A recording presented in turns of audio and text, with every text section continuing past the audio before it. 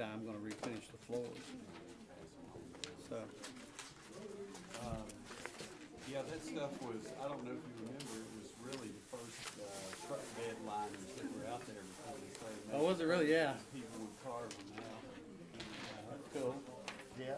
Yeah. Smell like peppermint, I'm trying to keep my sign. Well, we put that, How are you? clear. we put that whole floor down, oh my God, 30 years ago, I guess, maybe 40, at least 30. Couple of drops. in Essential there. oils or something? Yeah, it's Kim did.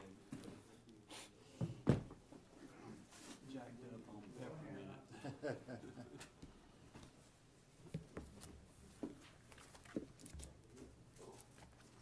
Yeah, no, Rick, that closed session is for the boards and appointments. Oh.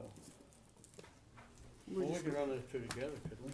No, No, I'm talking about two different ones. We could run them back to back, front to back. We don't have any money on it. Well, we'll have to build it into. The upcoming. Okay, I got you. All right, Have to go through procurement, we can't use the people day. okay. So talk to Rick. Do we have a sign-up sheet? Yes, it's out. It's back there. Good evening and welcome to a cold February the 5th Town Council meeting. Before we get started, I would like to ask you if you will turn off your cell phones or put them on stun or silent so that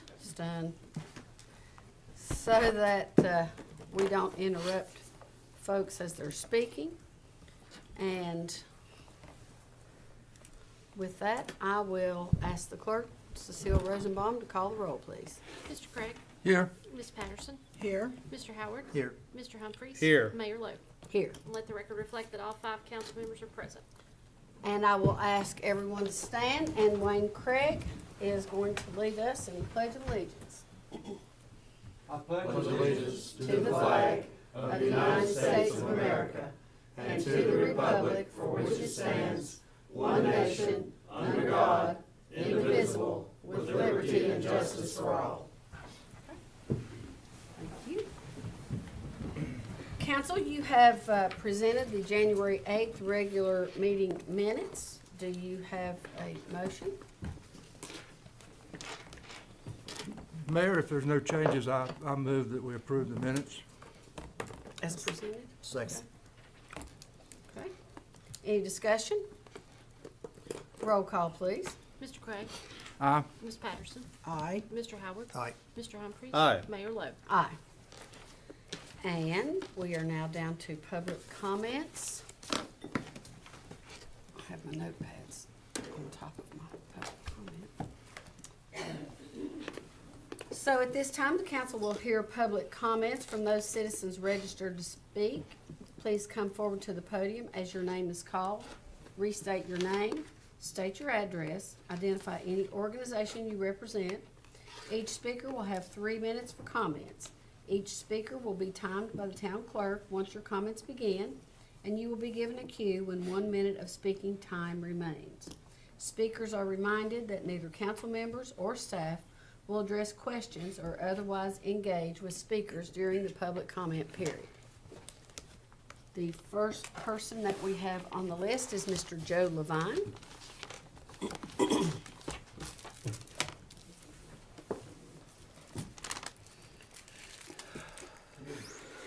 Oh, I was going to speak on the Fields Pen. I noticed it's an agenda item. Do you prefer I speak now or then? Now. Good. I'm Joe Levine with property at 340 and 350 Green Spring Road. I'm speaking tonight on my own behalf, not on behalf of any organization. I'm pleased to see the update of Fields Pen House on tonight's agenda. It has been badly neglected and is near collapse. The last town council neglected its responsibility to maintain Abington's historic properties.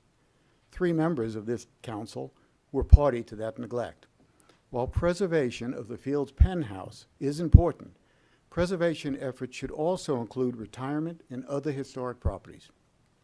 Retirement was a beautiful property when the town acquired it. It had been on the tour of homes prior to being acquired by the town. Today, there are holes in the walls and raccoons were residing in it. In June of 2016, the last town council approved a $10 million bond, of which more than $1 million was earmarked for renovating certain historic landmarks, structures, and buildings of the town. Why has it taken over a year and a half to get to this point? It's time for this town council to stop the neglect and start preserving our historic properties. On several occasions, since the bond was passed in June of 2016, Mr. Kelly has talked about restoring historic properties if there is any money left over. Sorry, Mr. Kelly. There was nothing in the public notice about leftover money. The notice specified that more than 10% of the bond funds would be spent on historic restoration. That means there is more than $1 million available immediately for restoring and preserving the town's historic properties. Again, I ask, what is taking so long? And I have copies of the notice that was presented stating that more than 10% of the bond money would be used for historic preservation. Okay. Thank you. Thank you.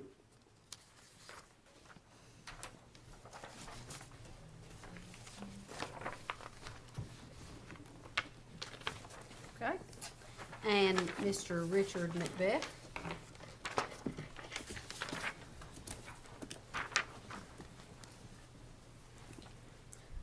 Hello, I'm Richard Macbeth, 1139 Panorama Drive in Abington. I'm not going to be talking about what you think I might be talking about. I think the town has done a great job over the last, I've been coming to meetings for probably close to 16 years. So I've seen the town go a couple different directions. And I feel that the town's been doing a good job, and I'd like them to keep it that way. I am not going to be running for personal reasons, because my wife has early onset Alzheimer's, and she means more to me than anything else in this place. And I also do a lot of volunteer work with my church and also with Boy Scouts, and I'm heavily involved in both of those in a high level positions. But I'm not going to stop doing what I'm doing, and I'm going to continue hoping that you guys will continue doing the things you should be doing, and not what's been changed the last couple of years. Okay, and I will be watching, and I will be looking into things like I have done before, and I'm not finished yet.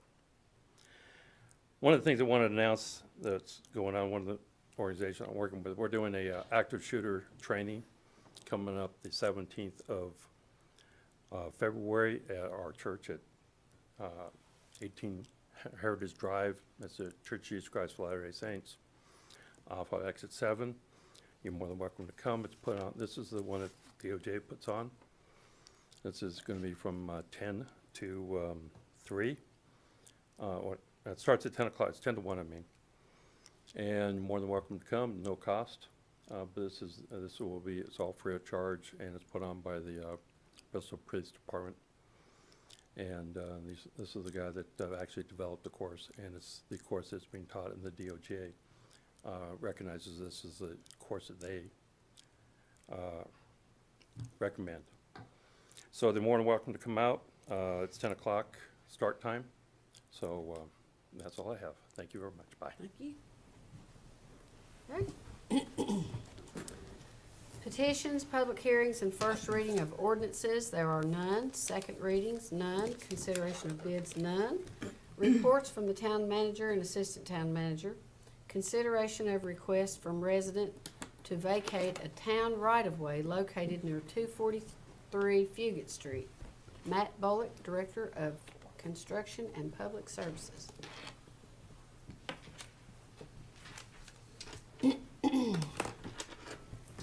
Good evening, Mayor. Hi. Good evening, Council.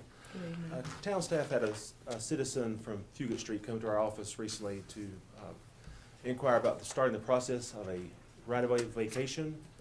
That's a rather potentially expensive and complicated process. And before that citizen got too involved in that process, I wanted to bring it to the council's attention to start some discussion and get your feedback on that matter before, to give the property owner some guidance, just to give him an idea of how the council might feel on this matter. Is it down there near Hagee Street and all of that little area? Just I looked at the map, but Yeah.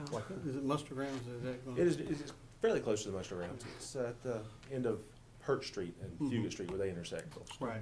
It's very close to the creek. In fact, the old plat of the property shows it's how it's labeled, 15 foot right away to the creek or to water. Is it where that old brick building is? I went over there to look at it today, at least I thought I was looking at it. Is it right in the bend of Fugit? There's a 90-degree bend in Hurt and Fugit, Hurt and Fugit. Is that where it's located in that corner? Yes. Okay. So that's the old Harry, the math teacher in Avenue. Yeah. Uh, Harry Denton. Harry Denton, is that the old Harry Denton property? No, that's beyond my knowledge. I'm not sure about that. It has Denton, it has Denton on the map. That's probably what it is. so,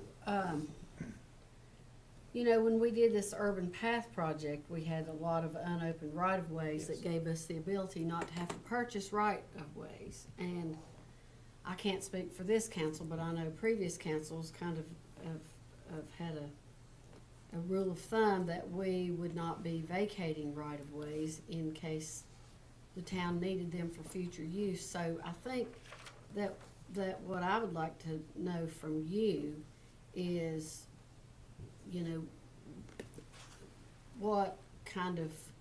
what if any future use would the town possibly need that right-of-way for? I mean, if it was a right-of-way, there was some reason that it was.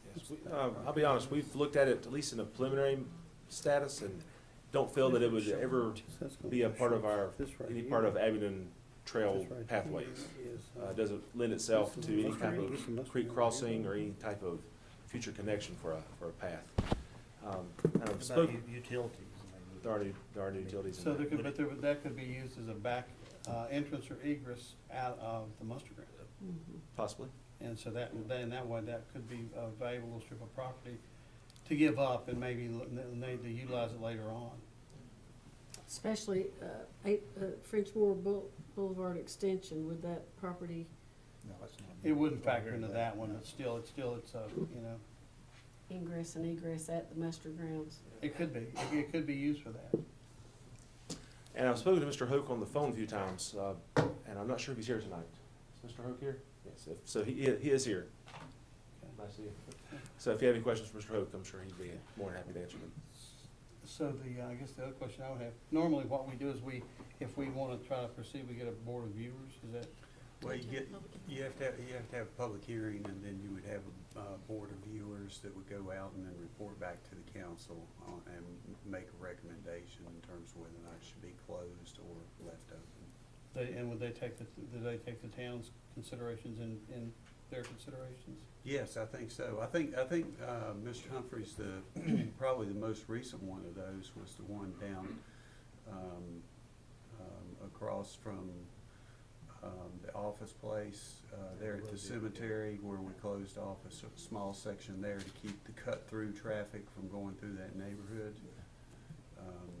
And if you'll recall, I believe, now don't quote me on this because it's been a while, but I think the Board of Viewers actually recommended.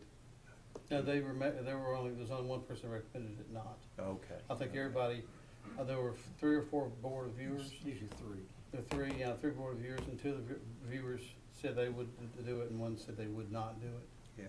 And then there was one over on Hassinger Street, or over in that area, that we did not too long ago also. Yeah. The way we did that one, though, if you'll recall, we put ballards in the street It was in one of the streets. so that if there ever was an emergency situation, those ballards could be removed to allow emergency vehicles. Up there, yeah. up in there. Yeah, but this isn't a street, this is just a right Yes. of ways.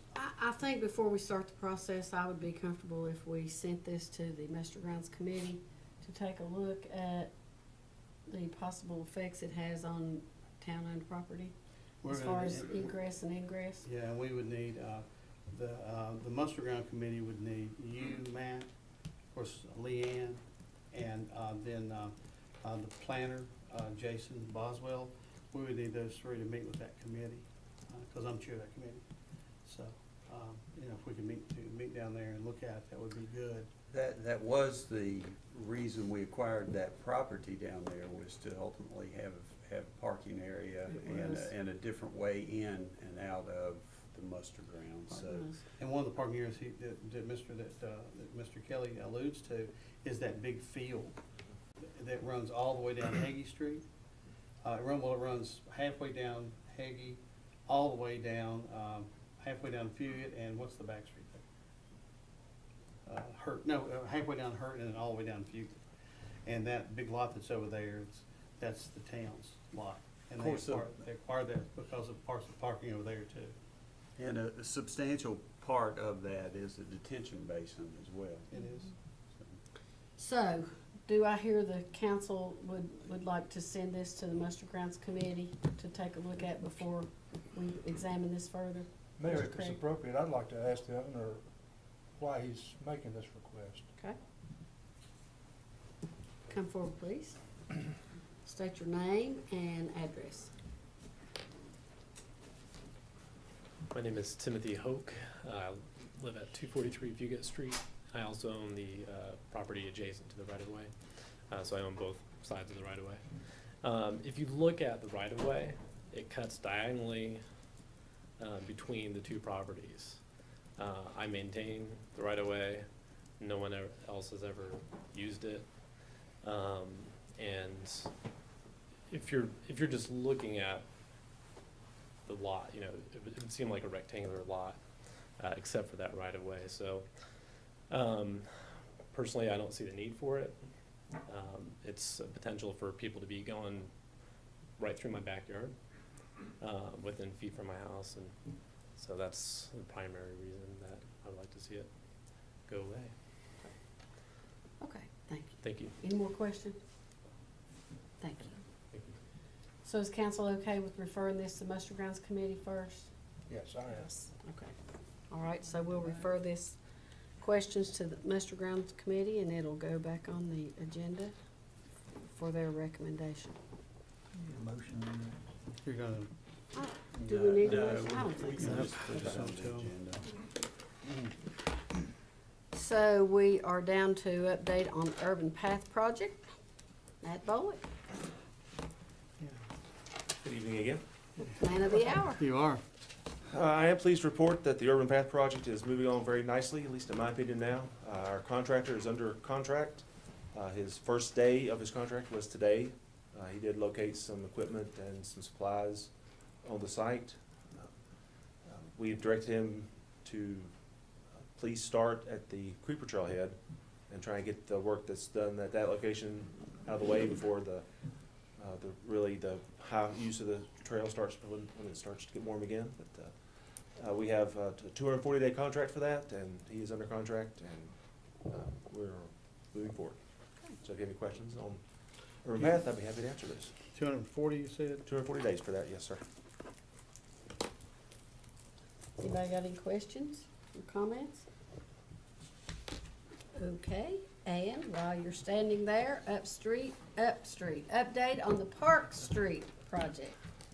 Again, very pleased to update on the Park Street project. Our consultants have been on the job now for about 2 or 3 months. They finished their survey of the property. We've had some preliminary meetings to get some design ideas complete.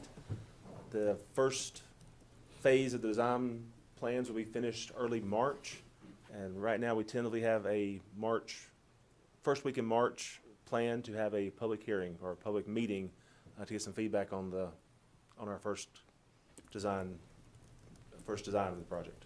Public meeting here or public meeting with the property owners? With the property owners, we will most likely have that either, we'll probably have one at the fire station, we may have one at town hall, but we do have 3 public input meetings for that project scheduled.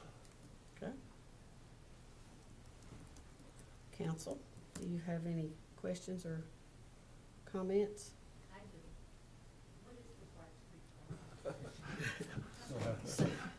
So, so I will, I'll try to elaborate a little bit, but we had some money left, or I think I'll let Mr. Kelly.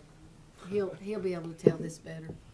Yeah, there was a significant amount of funds left from a project, West Main Street stormwater project that we had, and VDOT gave us notice that those funds were going to go away unless we used them.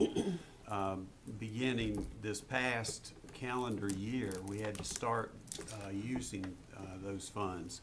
And so we have been studying the Park Street project for quite some time, and it seemed logical that rather than lose all of that money, that we would try to apply for it to be used for that project. We went through the red tape with VDOT, had multiple meetings with them here at the town hall, and some actually down at the Bristol office, and it was ultimately decided that all of that money was eligible for use in that project.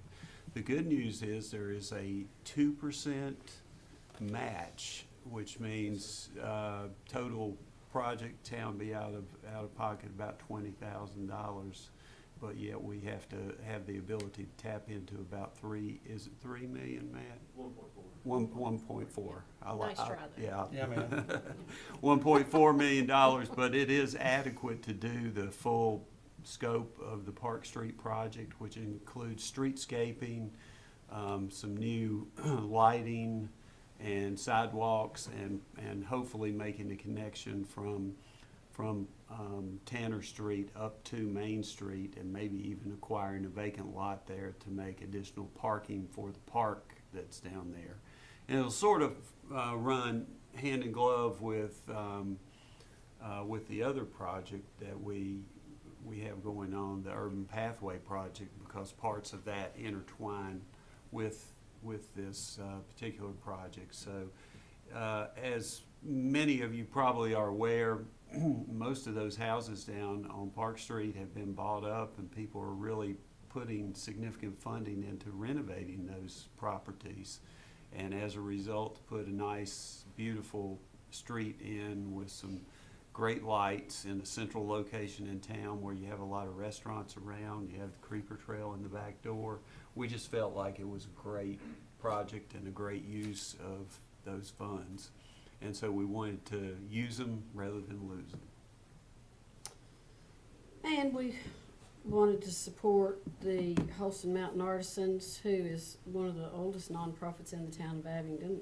We wanted to support their efforts, and there's some other businesses that are on Park Street, and there's some other business opportunities. Park Street has been rezoned at some point to it's not R3, or it's not B3, but it's general business. Yeah, but there's a business zoning there now. Mr. Craig has championed this project. Mm-hmm. So we were all in favor of this, and hopefully it's moving forward nicely, as long as right-of-way acquisitions go well. I do think so, that there was a schedule attached, hopefully I think with your agenda packet. It is gonna take about a year to get to construction. It is a project that has federal oversight, so there are more numerous hoops to jump through. But at the end, like Mr. Kelly said, it's a 2% town match for a $1.4 million project, and we'll gladly jump through hoops for that. Yeah, thank you. Okay. You're very welcome. Matt, I want to thank you for keeping us up to date on these projects. I appreciate that. You're very welcome. So while I have Matt up here, one second, I just want to let you know that the Metropolitan Planning Organization meeting is it this Thursday? Yes. I'm not sure, to be honest. I have it on my Got the agenda calendar. committed to memory. I think it's this Thursday. Yeah. Did you find another council person that might want to go to that? And I was getting to that. I am the voting member on that committee, and it's the Bristol district, which includes Virginia and Tennessee, as far as transportation projects is concerned. I am unable to attend that meeting. I have a grant writing meeting at exactly the same time, and we wondered if you would like to attend that meeting, Mr. Craig, with Mr. Bullock. Yeah, I'll do that. Okay, so, if you'll forward that email to Wayne so that he knows what the time is, that would be good. Okay, thank you. Update on Fields Pen House and Preservation Movement, Gregory W. Kelly, Town Manager. Yes, Madam Mayor, members of council, and members of the public. This is a project that has been going on, it predates me, actually. And we had the situation that arose at Fields Pen in excess of 10 or 12 years ago. And a group by the name of Quest Group was hired, and to the tune of about $170,000 to come in and shore up the house to eliminate it from separating and further expanding apart. They did their work, and we thought that was the end of it, and as time went by, it began to separate again. The Quest Group went under, and so we had no legal resource to, or recourse to go back after the Quest Group to recoup any of our funding. At a later point in time, which I was involved, as was, I believe, Mr. Humphreys and Mayor Lowe, on a, and maybe even Mr. Howard to a certain degree, on a vetting committee to hire a famous architect and engineering firm, Davis Buckley, to come in and do a study of what needed to be done for the Fields Pen House. As it turns out, to do the full things that are necessary to bring it up to what Davis Buckley deemed to be proper historic standards and safe standards was to the tune of $1.924 million. Just to shore it up was approximately $133,230. As a result, we felt that as stewards of the town, we certainly did not want to let this building, this historic building, fall down. So we wanted to take the action to shore it up, to keep that from happening. So we did an RFP process to try to get contractors interested in coming in here to do that part of it, and it's pretty well defined by Mr. Buckley exactly what needed to be done to make that happen. And as a result of that process, we were unsuccessful in getting any contractor on board who was willing to accept the liability that would come with trying to shore that building up. Now, I will reference the bonding funds to a certain degree that was referenced earlier in public comments. And when we went to New York, there's actually more money than that I told Moody's and Standards & Poor that we needed at a future point in time. And I took the totals of what Davis Buckley gave me and told them that we probably needed about $2.5 million to renovate the future properties that, the historic properties that we had in town. The bonding agency was okay with that. We didn't borrow that money in the initial borrowing or bonding issue, but we were given definite direction that we could come back at a later point in time and borrow that if we could get someone who was willing to come in and fix those properties. I think the $1 million that we have referenced here was primarily going to be used for the existing Meadows property to try to bring it up to proper working order as we built out the sports complex. It was not designed for or it was not put in there for the purpose of Fields Pen necessarily, or for retirement necessarily. Now, this isn't on the agenda to talk about retirement, but I will mention relative to retirement that we're currently under review by the Department of Historic Resources in terms of what can and can't be done at retirement. Right now, we finally know how we have to fix the columns out front, and it's not an easy process. It's not a process of simply removing columns and putting new ones back. We have to cut out rotten sections and have those reconstructed and fit them in with the existing columns. The back section, which was scheduled to be, it's been mitigated by asbestos, and it was scheduled to be taken off of the house because it was not part of the original structure. DHR is telling us now that we have a lot of more information that we have to provide to them before they will give permission for that to be removed from that property. So when the town put this property in the conservation easement, shortly after we acquired it, we knew, everybody on the council and the staff knew that to be able to do anything physically with that house, it had to get approved by DHR in order to do that. So we're in that process right now of trying to get all of that taken care of. We were going to use money in the current fiscal budget that was appropriated for historic funds to take care of retirement. We thought at the time we had adequate funds to do those things for retirement, and hopefully if we can get through the hoops with DHR, we just got a letter today. Hopefully if we can get through the hoops, we can get on getting that one taken care of. Going back to Fields Pen, my advice at this point in time is to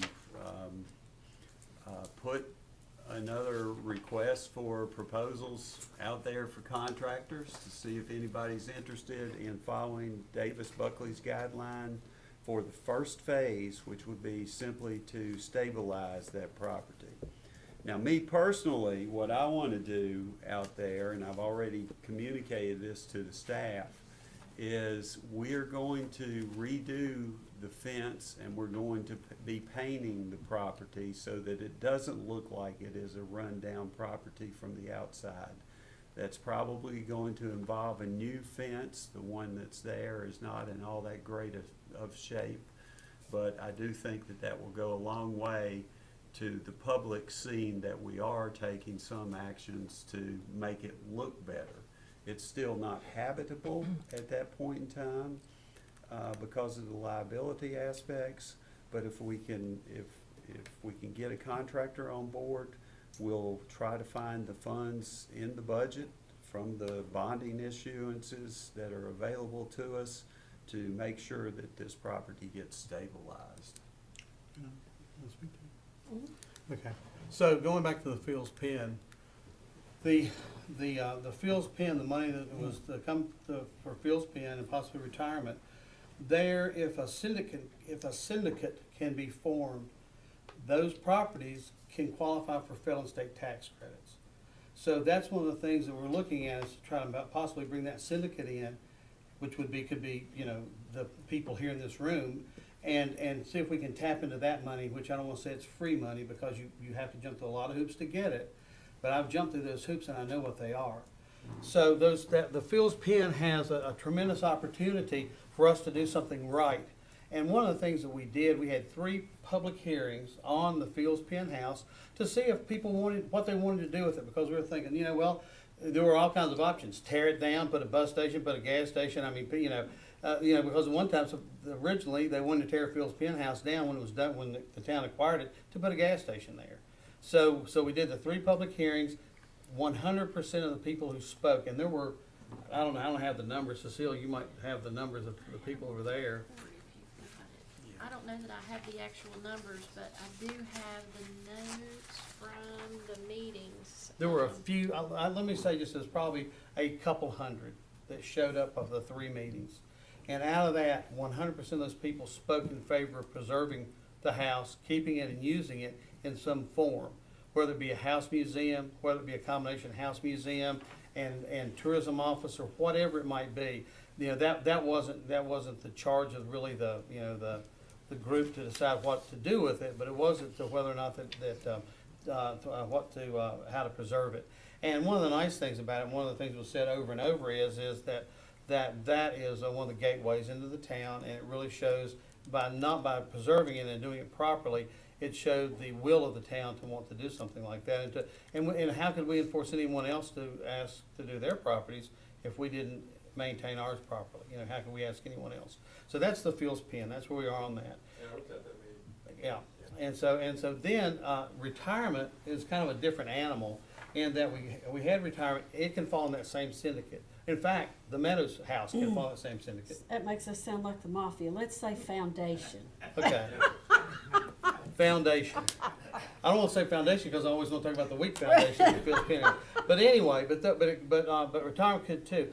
What retirement was put in a conservation easement, so there was approximately $200,000 to draw off of. I will tell you, I hate to be the person that throws a wrench into the cogs, but I'm the one that brought forward the proper standards, the Department of Interior standards to the purview. I mean, Greg and them knew it, but I knew that would be enforced because of the conservation easement about how the columns, you know, if it is less than 50%, you restore the entire column and you do not replace it. You use component parts. And the same thing with the windows. I happened to be at this historic preservation meeting when they came in and they were going to tear all the windows out and put new windows in it. And the windows themselves, you can take component parts of the window and salvage them and reuse them with new component parts. And you know, so you've been in houses before historic homes probably, and they walk out and they go, well, there's 50% of this house is original. And so all of it might look original, but there might be 50% that had to be replaced, but 50% could be saved. And that was what was important about retirement. And that's one of the reasons that I pushed in a little bit so that we would not hurry through the process for that and do it properly rather than just do it. So that's retirement. And so and the other thing is, I don't want to get into any other properties, but the other thing is that this isn't just this or the one before it or the one before that. This is a cumulative council problem we've had for years. I mean, back when my mother was on here, it was a cumulative problem for years. And what happens is there's just not the money there that you need to fix it. So you piecemeal it, and you put your Band-Aid there and your duct tape here, and it doesn't fall down, but in the long run, it doesn't help it. You know, it doesn't preserve it. Now, the people we had to work on and looked at both of them, he looked at retirement too, is Davis Buckley. So I want to just tell you briefly about who the people are that are working on it. Davis Buckley did Woodlawn, which is George Washington's stepson's property, and also he did this place called the Octagon House that's in D.C. He's also on retainer with the National Trust. And also, he's several other things he's done. And then the engineer that's on this, and Wayne, you'll appreciate this, is a guy by the name of John Matteo. And John Matteo was called in to be the engineer at a place called Falling Water. They were having structural problems with Falling Water, the Frank Lloyd Wright House. So these are the quality and type of people who are working on this. It isn't a quick process, I can just tell you. And it isn't an inexpensive process, and I can tell you that. But hopefully what will happen is it'll be a lifetime of, once it's fixed, then it'll be a matter of maintenance from there on. And then it'll be dependent on the councils from here out to look at making sure that maintenance is properly done and in a timely manner. So anyway, John Matteo, for another, just to kick in one more of the things he did, he also just finished up helping with the rotunda that was Thomas Jefferson's rotunda on the lawn at Charlottesville. He was in the process. He was one of the people that helped do that. So these are good people. These are people who I think all of us trust. And actually, Davis Buckley has developed a real affinity for Abingdon. He loves Abingdon, and he has come down several times just to kind of check out the other buildings on Main Street and look at them, how that they draw the relationship into retirement and also into the Fields Pen House. So, I know I'm long-winded, preservation is something that I don't know a lot about anything, but I know a little about preservation, and enough probably to be dangerous, but anyway, but that's where the Fields Pen House, and I think the whole thing started this because I posted a post, I think on Facebook from like 4 years ago. And I just, you have those things pop up on your Facebook and said, 4 years ago, you talked about this, you want to share it? And I shared it again, not realizing it was going to cause a firestorm, but it's a good firestorm. I mean, it's not a bad firestorm. And it's stuff that sometimes can fall off our radar, but it's something we need to be very cognizant about. So. Madam Mayor, could I mention, and Sure. I'll be very brief, but I just wanted to also say that this council and other councils have done a good job with other historic properties in town. There are 3 of them that have been fixed up quite exquisitely. The tourism office has, the Summers Law office has, and the Finley House has. So those 3 properties have been taken care of, and we've been knocking them off one by one. Just so happens we got the 3 biggest ones now that we're gonna be having to deal with in the future. And the train Well, depot. Yeah, train train station. And one more, because this is really an important one to keep on the radar too, and that is the Breckenridge Cabin. The Breckenridge Cabin which was supposedly one of the first cabins on the headwaters of the Holston, and that was behind the library. If y'all remember, the log house was back there. The library they wanted parking space. They wanted to get rid of it. So the town accepted it, dismantled it, and we haven't put it back up yet. We had really kind of, I think, early on visions of grandeur that was going to be about a $30,000 or $40,000 project, and when the bids started coming in, they were well over $100,000 to put that cabin back up. It's like life. It's dollars and cents. It's a matter of dollars and cents, and as we can earmark some more money to go in there, Fairview. Oh, in Fairview, yeah, in Fairview. Dr. Moore sitting back there. Fairview is optimum of what's been done to Fairview. The collaboration with the Glade Spring Tractor Club, which is really kind of one of what I consider the working savior. Judy and Jim Moore had a vision of having that as kind of a workable outdoor classroom, if you would, and to be able to show students exactly how life in Southwest Virginia, or small town Southwest Virginia, the agrarian part would be, and how it would take place. And so that, as far as I know, that is complete. Other than they're adding on stuff, they want to add a blacksmith shop on. They've added a sawmill on. They're continually, the Glade Spring Tractor Club is a wonderful partner to have, and so we've done really well with that property also. Anyway. I'd like to say something too. In regards to the historic property, and since we're on the subject, I think that this is good to talk about. I think that it's great that we're gonna go ahead and move forward to do something with these properties and what we've done in the past, and everybody involved in that, they've done a great job. I think that once we look at this and we start getting the money in and preserving these properties, we should look at maybe having it like charge the people that come in, our visitors, and having a certain fee to come and look at this property, so we could kind of put some money into it. Because when you have something that you've got sitting up there, everybody knows you've had a business, you've got one, you got to put something into it to get something out of it. So we might look at that, maybe just looking at going back to the Fields Pen Museum in Fairview. Maybe we have a little card or something that says, go visit these properties. That's an advertisement. Have a footpath brochure. And maybe Jane During, Mr. Kelly, or Tanya Triplett, or both, and then the TAC committee come in, and Tourism Advisory Committee, and they work together and do something like this to promote these beautiful historic properties as well. And they have to somewhat the tourism, when Steve Gallion was there, he would get on the buses and bring the bus tours down there, get off, and they would go to them. And so there are things that are happening. I appreciate your enthusiasm. I just want to get them done. I mean, if we get them done, get them done, and you have to get them done, I think, with an idea of a purpose in mind. Because certainly, something that you're going to have 100 or 200 people travel through, per month is a whole different animal than something you might expect 2,000 people to go through. you know, from structure and the way that, and usage. So I think a combination, once that these stuff starts coming back in and there's a developed usage, which maybe needs to be hand in hand, then, you know, I think that will help also to know exactly how to develop these. There's no use for us to have them just to look at them. You know, if that's all it is, then we don't need them. But if we want to utilize them and use them, then that's purposeful. That's something that we need to look at. You know, and so I agree. I agree with you. However it is to do, you know, however it is to use it, and that's how we need to use them and utilize them. Until that date, let's get them done. So.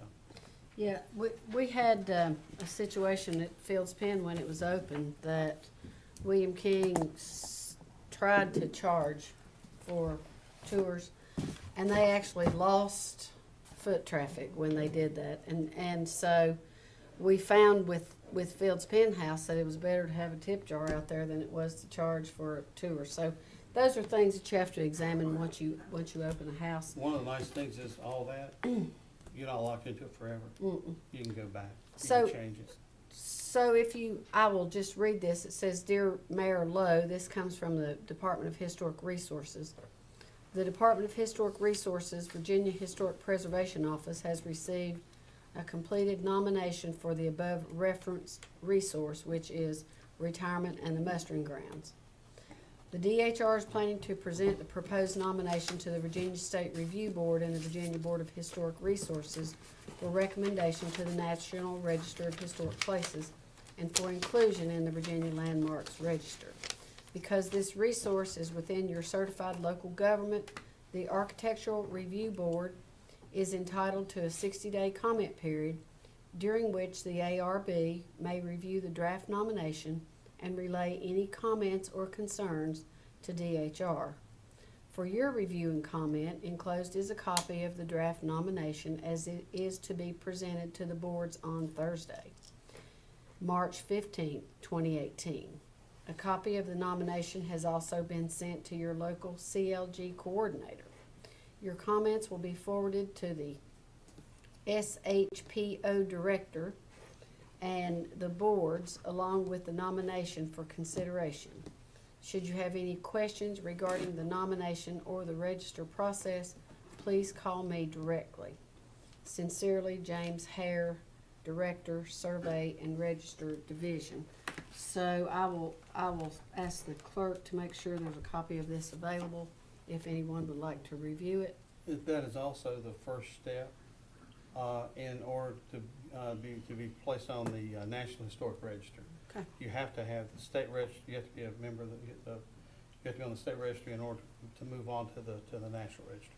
I'd like to have a copy, please, too, emailed to me. Okay. I just received this as we sat down. Okay. Anything else? Well, it's a worthy subject, and it is something that it is something that future boards really need to sit down and take advantage of. Is because there's a lot of people who want to have public input. There's a lot of people who work. I will tell you, Rich Macbeth brings a group out every year to the muster grounds. The Latter-day Saints come out there. The LDS does, and they work, and they know how to work. They bring chainsaws and they bring every piece of equipment you can think of, and they clean that up out there to where it is unbelievably nice when they leave. Even though we only have one person to work on it on a daily basis, they really do months worth of work down there. And I can't say enough about Rich and his group because they. We also do it for the 4-H. Do what now? We do it for 4-H. Do it for you up the 4-H center too. Okay, so well, I know that you all are diverse, but it's a wonderful thing that they do, and other people can join in. It's that National Day of Work, one of the National Days of Work, one of them. The next one comes up April 28th. Mark your calendars, April 28th. Y'all heard jump out there at the muster grounds. National Day of Yeah. Work. National Day of Work. Okay. Okay. Number 5, request from Mayor Lowe for update on town manager's discretionary budget line. And the budget line number is 100-4-91-400-9761. For a little background history, the council, for probably the first time in quite a while, did not give an across-the-board cost of living increase. But we did put $75,000 in a discretionary fund to be determined, how that would be distributed, and we're just getting a follow-up before our budget starts. Yes, Madam Mayor, members of the council, I've been having meetings with both Ms. Rosenbaum and Mr. Banner, the town treasurer and finance director, over the course of the past couple weeks. And we are getting ready to authorize the various departments. We're going to take the money. It was $75,000, and we're going to take the money and divide it up proportionate by department. I will maintain control over any department heads, but department heads will actually get control over the funding for their subordinates within their department. We are proposing that these funds be paid out in not as salary increases, but as bonuses. And I know that Mr. Banner has been working on getting that word out to the various department heads. As we met with them during the budget cycle, we told them about that. And so by the end of the, hopefully, probably month of March, is that right, Chuck? Is it in between the 2 March payrolls? In between the 2 March payrolls, you'll see that a substantial amount of that funding has been paid out in bonuses to the various employees. But I've got roughly 140 full-time employees and 10 or so department heads, and they're much more astute in knowing what their subordinates are doing. And these do not have to be paid out in equal shares. It's up to the department head to make that determination based upon contributions by the various employees to the department. But it will be well received, I can assure you of that, especially given the timing of when this will go out. And I'm happy to report back to you at a later point in time once those disbursements have been made. Now, there have already been some merit increases since July. There have been merit increases, but the way we handle a lot of the merit increases is there are still some unfilled positions that are in the various departments, and so we generally try to use as much of those funds without dipping into these types of funds. But yes, as somebody gets a certification that makes them a much more valuable employee for the town, yes, they are oftentimes given a merit increase to a certain degree. But that doesn't necessarily mean that 75,000. Doesn't necessarily mean it, but as I said, I'm withholding a very small amount compared to the overall amount. And that's primarily for department heads. It does not include council appointees, but it does include the department heads. And we won't exceed if the question is, are we going to exceed the $75,000? No. No, I just, we're getting ready to go into budget time. And department heads are also in consideration for part of this $75,000. Yes. Okay. Okay. Anybody have any questions about that? All right. Resolutions none, old business, and matters not on the agenda. Update on request for lighting at the town's dog park. Mr. Worley.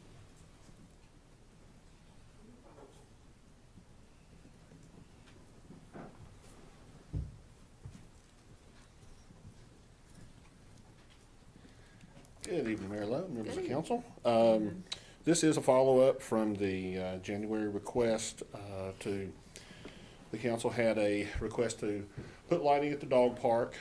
We also had kind of mentioned at the last meeting about other parks and other locations. The Rec Commission happened to meet, it was already scheduled. We met last Monday night.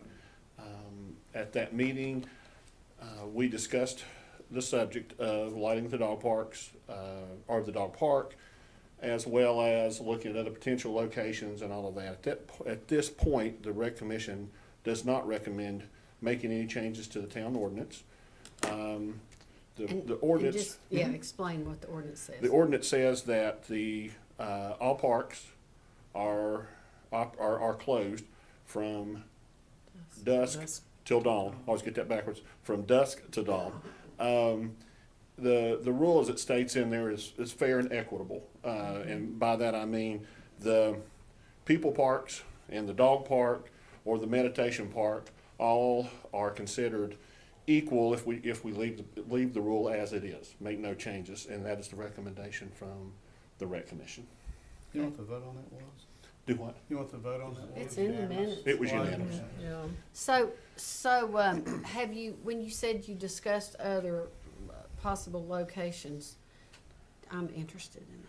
What, Other locations for lighting? for dog parks? For dog parks, yes, we did, that did come from the council, at the last meeting.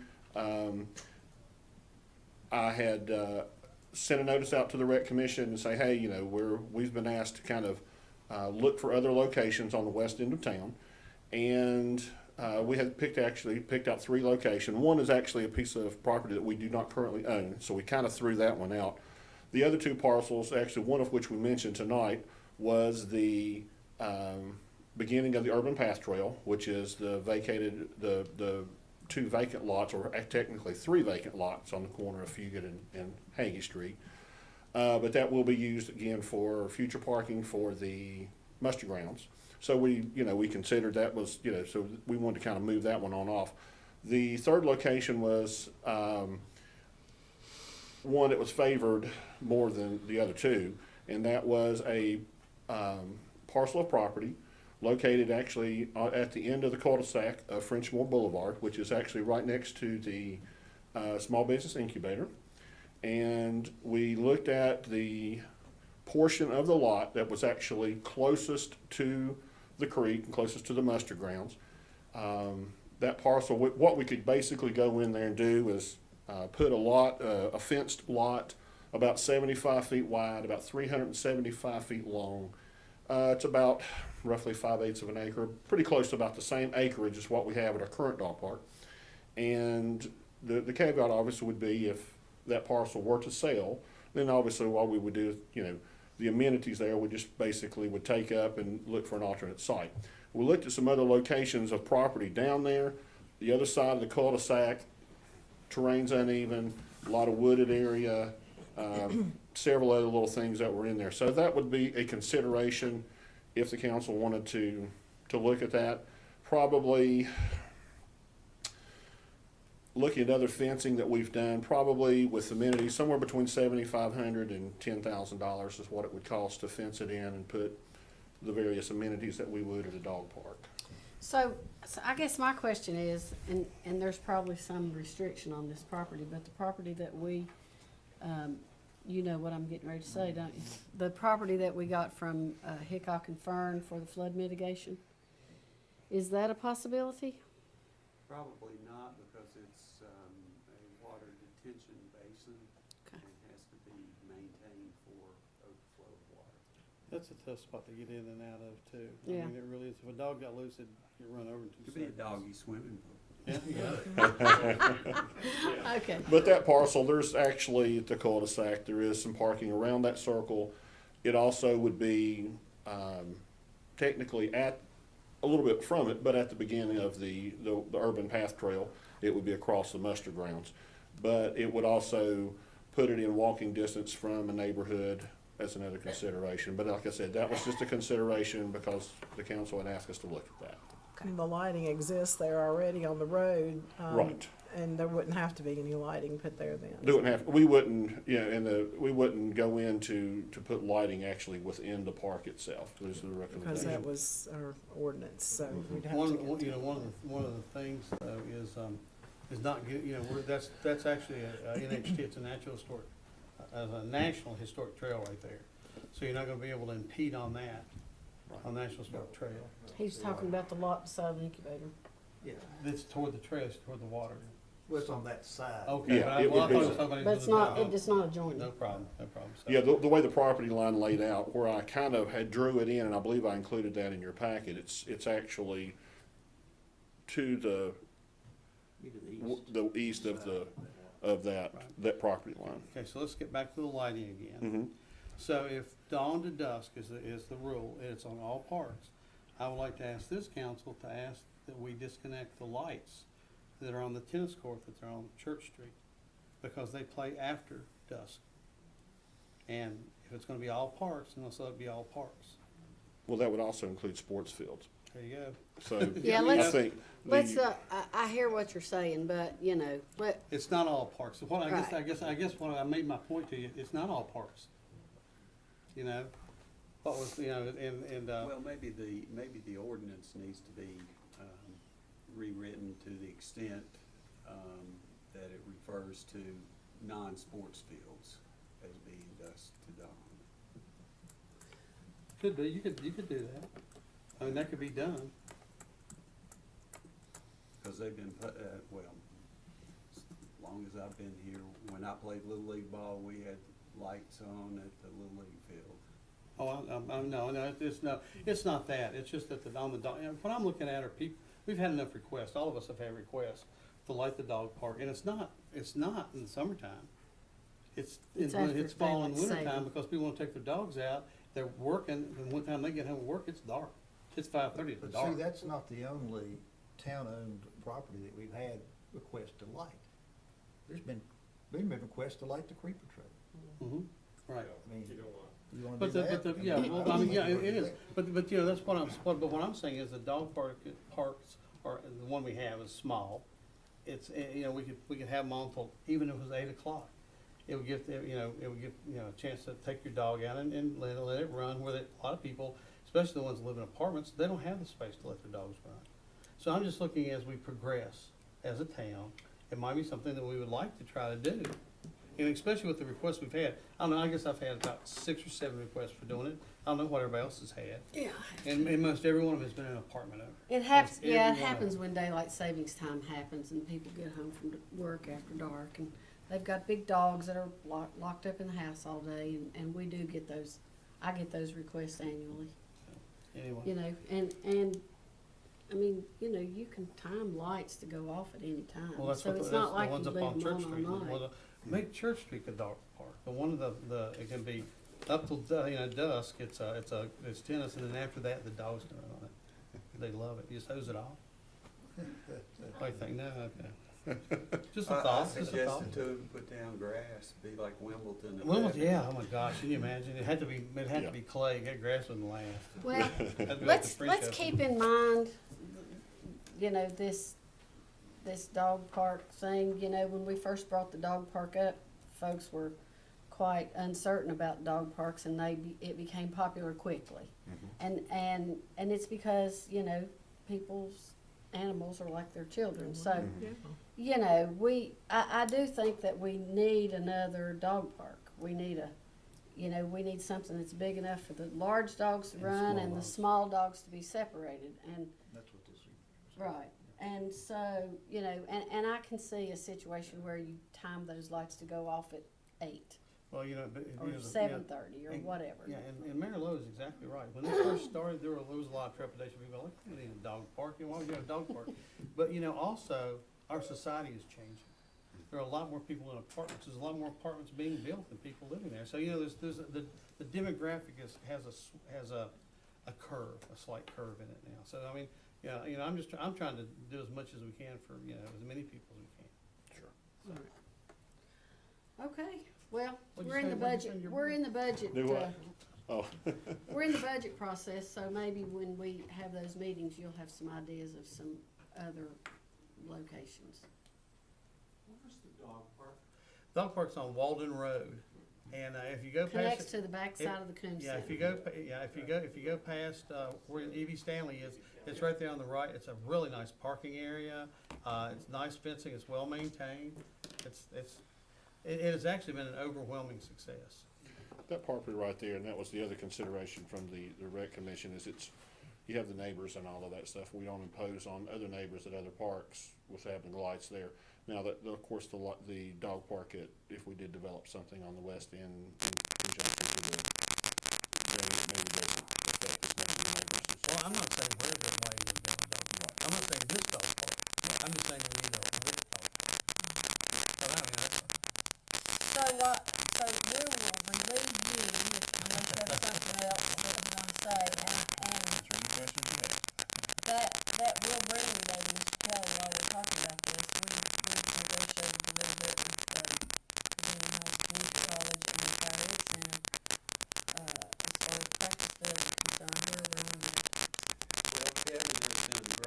job with working with them, and this, and I can't remember who all was, I think Wayne went with us, and Bob to meet with Dr. Couch, and initially, it was going to be a very small project, wasn't going to cost a whole lot of money. We were just going to basically do a little walking trail around and then some temporary fencing and a backstop. And somewhere along the line, they being the community colleges, under the assumption that we had agreed to pave a trail around the ballpark, and that is a significant, it creates two things. Creates an erosion and sediment control issue, because it involves more than 10,000 square feet. And secondly, the cost of it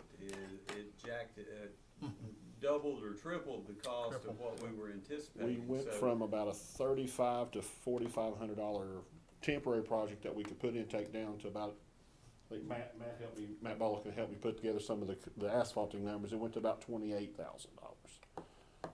So one of the suggestions that I have is that, and we're gonna try to work this out, I don't know if it'll fly, is to do it the way we envisioned it, at least temporarily. And then, you know, if council wants to budget money in to put a full walking trail, asphalt walking trail around there. But I will tell you, as long as the Highlands Festival is up there, they're probably gonna Not gonna be be there. cutting. It's gone. It's gone. Okay. Fair enough then.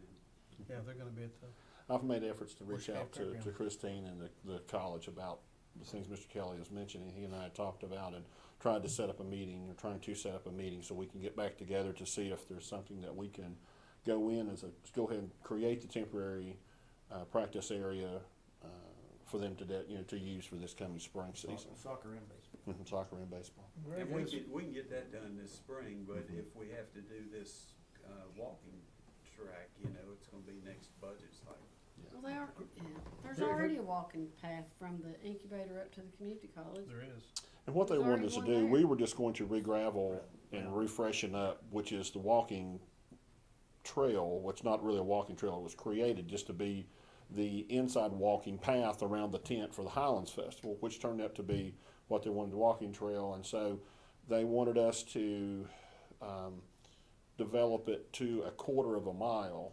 So that then in turn had to encompass it going a little further and take up a little more area. Again, it's surrounding a practice area, which could, it's feasible to do, but it's just not financially feasible because it's nothing we had budgeted for in If it's anticipation of that. But you also. Yeah, and you have to define temporary then Right. too. You know, but on the Over Mountain Victory National Historic Trail, that segment from the muster grounds down to Stone Mill Road, Mhm. that's just a pea gravel type Mhm. stuff, and it's worn well. Mhm. I mean, you can go down there, and there's people on there, it's amazing. I went down there and just parked one day and counted, did numbers, and it was amazing how many people were there, and I knew a lot of them because they were from Westwood and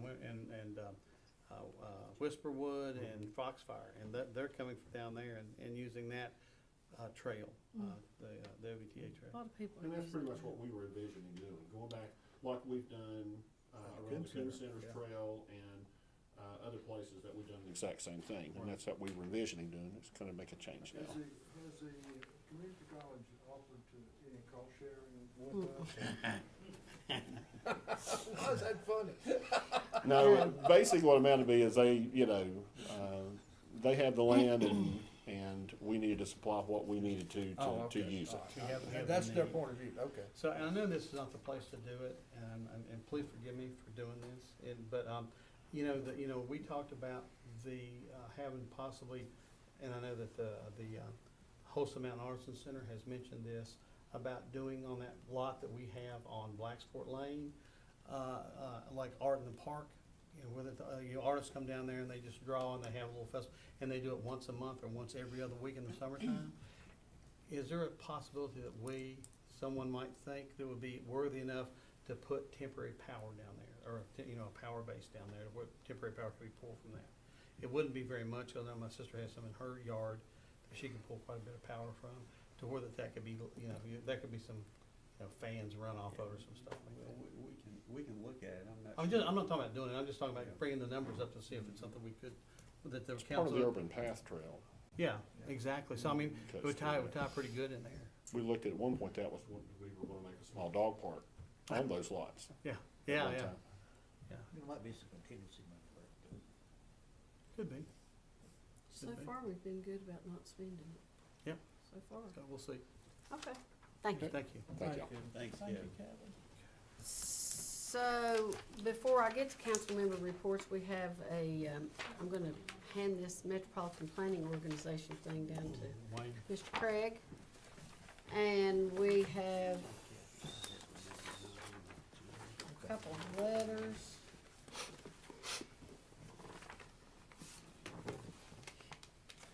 This was in our email as well, this letter was. Mhm. We all received a letter from Kathy Baldwin that asked us to consider, it's a 2-page letter, and basically she asked us to consider expansion of the library.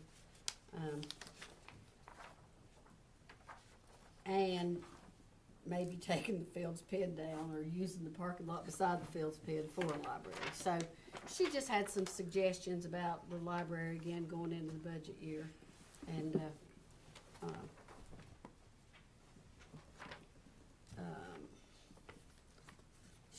you know, she wants to make sure that we keep the library in our focus.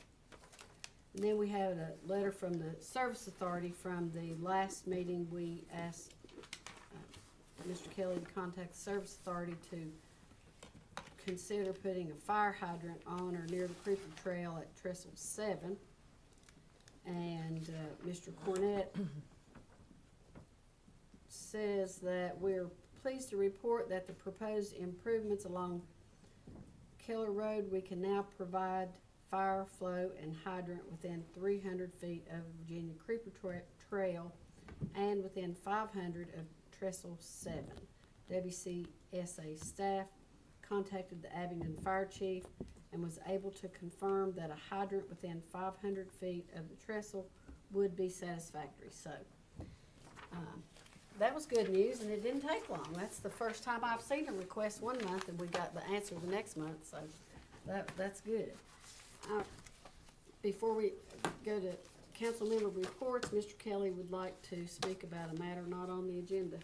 Yes, Madam Mayor, members of council, and I do apologize for not getting it on the agenda, but it relates to our renewal of the lease agreement that we have on the Fairview property, and it's now been through the first period, and we have the ability to renew for an additional 10 years on the portion that's being leased.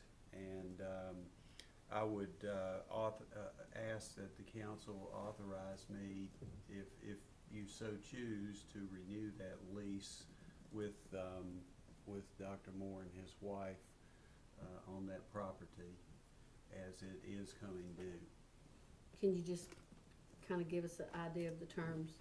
The terms, as I understand it, is it's a simple lease, it's $10, and the renewal period would be for an additional 10 years, and of course there's stipulations within that we have to comply with certain things that the Moores have wanted to be done on the property and have the property used for. And I know that the Tractor Club has been doing a lot of great things out there, and I'm hopeful that Dr. Moore and his wife are pleased with what's going on at Fairview, and that we would be capable of renewing this lease. I'll make the motion that I would move that we renew the 10-year lease with Judy and Jim Moore, and authorize you to execute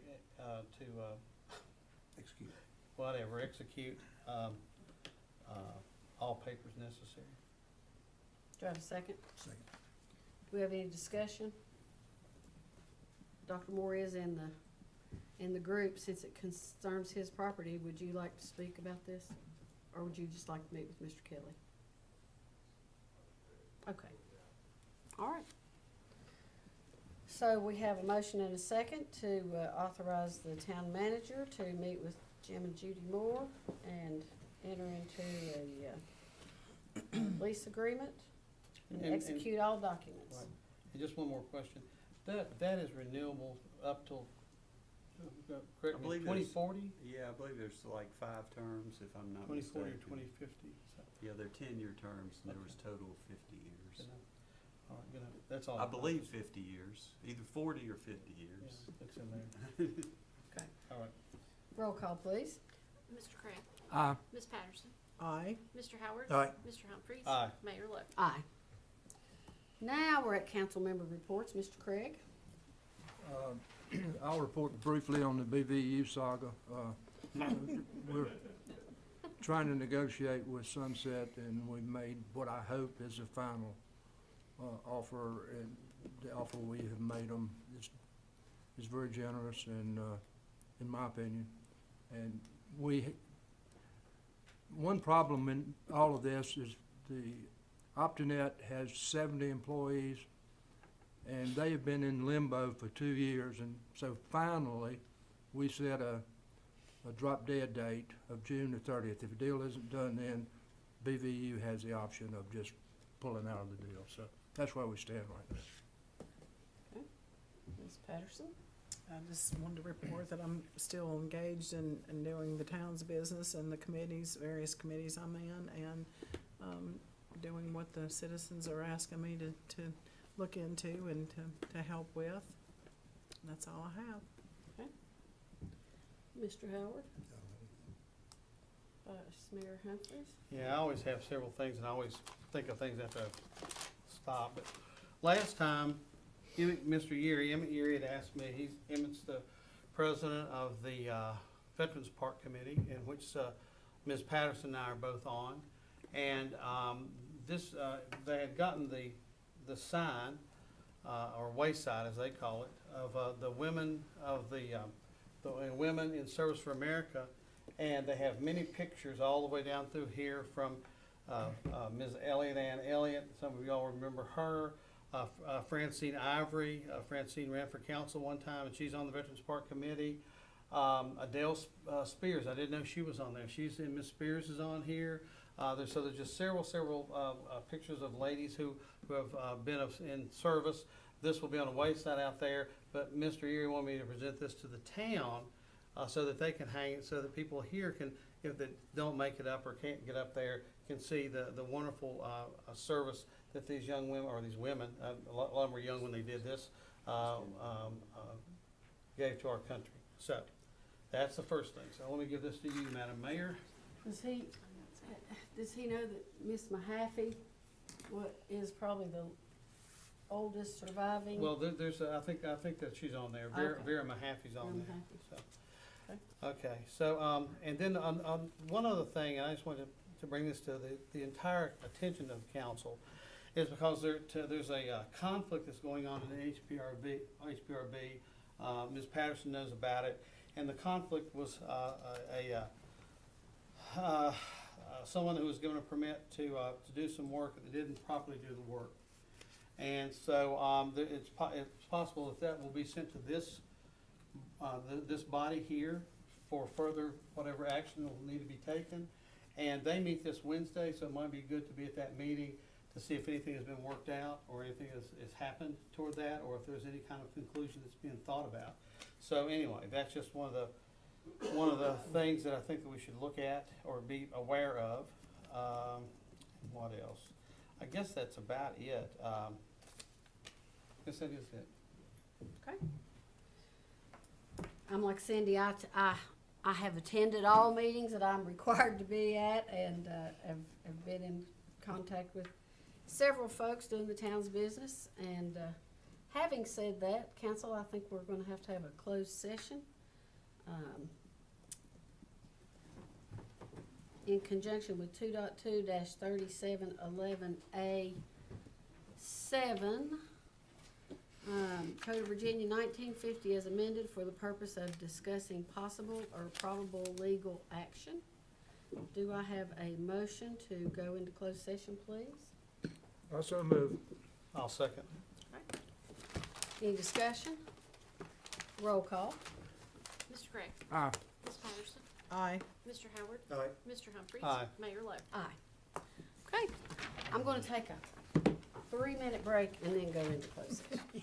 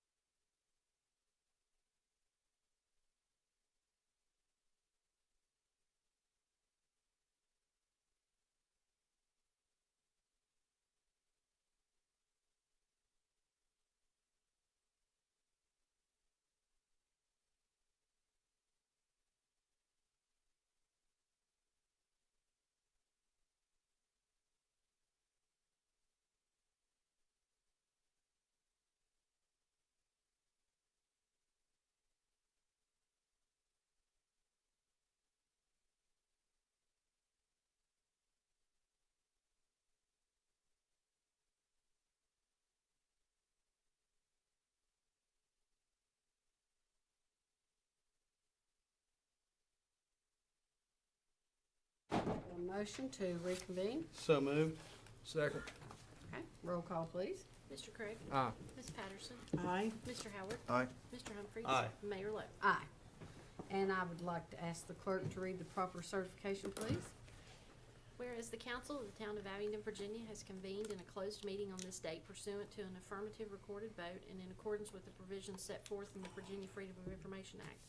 And whereas section 2.2-3712D of the Code of Virginia, 1950 as amended, requires a certification by the town council that such closed meeting was conducted in conformity with Virginia law.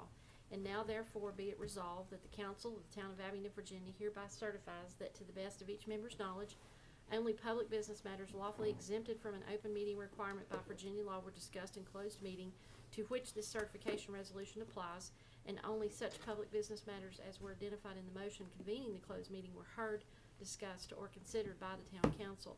If you agree, please answer with I so certify. I so certify.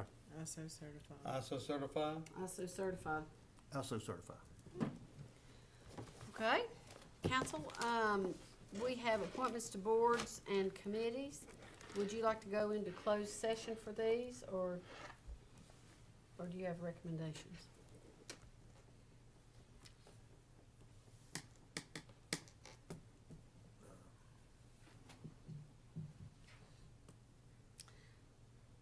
Don't everybody yell at Let's once. do Sustain Abingdon, because Tom McMullen is eligible to serve another term, and I'll move that we reappoint Tom And- McMullen. Oh, Melissa Cobb is eligible to serve another term. And Kenny Schuman is eligible to serve another term. Yeah, but not on Sustain Abingdon, so let's do Oh, sorry. so Sustain is Abingdon is Melissa first. Cal, sustain, I wasn't sure who she was with. Yeah, she's. She's Sustain Abingdon, so we're on Sustain Abingdon. Okay, so Melissa Calb and Tom McMullen, I move that we reappoint them to Sustain Abingdon Board. I Okay. second that. Okay. Roll call, please. Mr. Craig? Aye. Ms. Patterson? Aye. Mr. Howard? Aye. Mr. Humphries? Aye. Mayor Lo? Aye. And now, Economic Development Authority, Mr. Kenny Schuman is eligible to be reappointed to the Economic Development Authority. I'll make a motion you be reappointed. Okay, Second. okay. Roll call, please. Mr. Craig? Aye. Ms. Patterson? Aye. Mr. Howard? Aye. Mr. Humphries? Aye. Mayor Lo? Aye. Now, we do have 3 other openings: Abingdon Redevelopment Housing Authority, Tourism Advisory Board, Economic Development Authority, and another seat on Sustain Abingdon. So, if council so desires, pursuant to Code of Virginia 1950 as amended 2.2-37A1, for the purpose of considering applications to reappoint the position on the Abingdon Redevelopment Authority, Housing Authority, Tourism Advisory Board, and Economic Development Authority, and Sustain Abingdon. Can I have a motion, please?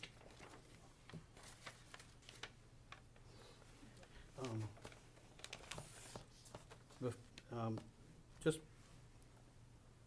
well, you're asking for a motion, so I'm not gonna give you one, because I don't know, I didn't see how Did many. you all look at your applications? No, Okay, let's just put this on the agenda for next month, please.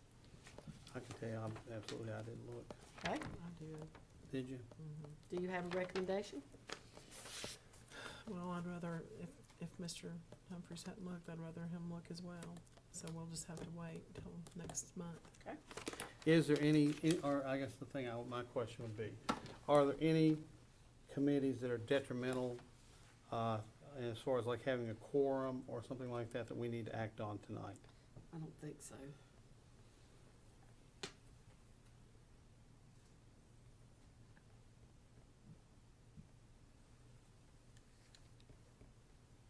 They all have a quorum. They're only missing one member from each committee.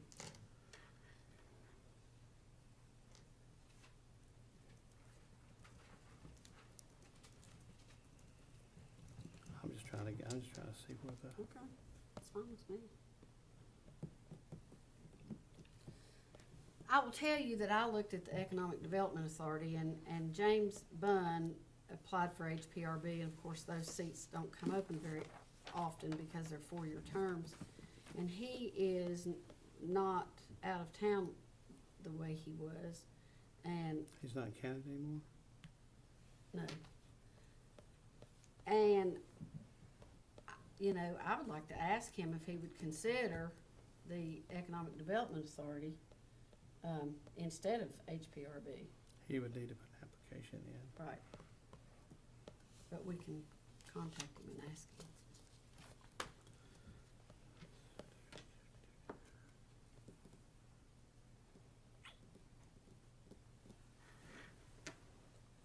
Oh. Oh, I know the one that we were gonna make a motion, Rick, What's that? Dorothea. Yeah, Mhm. yeah, I can, Yeah, I can get that one, that would be good. We Now can that- do that. I'd love to okay? have Dorothea I on would something. too.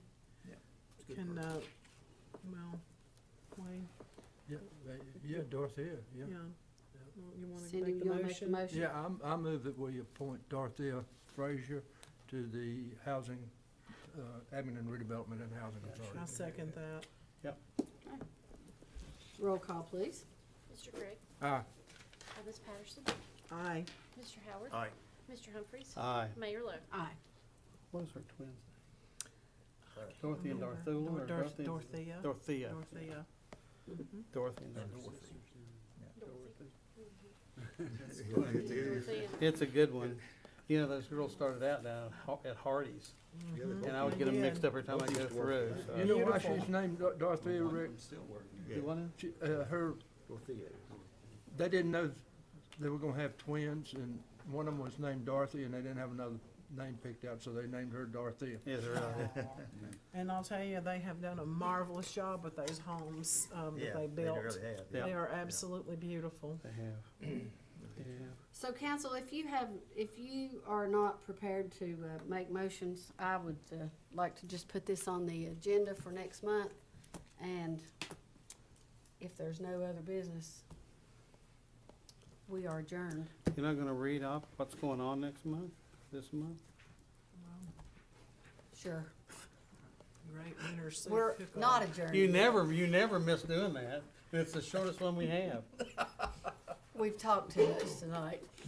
Great Winter Soup Cook-Off, February the 10th at Virginia. It says Virginia Highlands, but it's not. It's the Southwest Higher Education. Mm-hmm. Sip and Paint event, February the 10th at William King. Wolf Hills Jazz Quartet, February the 14th at Heartwood. And Valentine's Dinner at Luke's, February the 14th, Luke's Cafe. I know Heartwood's having a Valentine's event on February the 10th. Awesome. Wow. Don't sip the paint. Yeah, man. The sip and paint. Right. Sipping and painting. Don't sip. Now we're adjourned. Did you see this? Did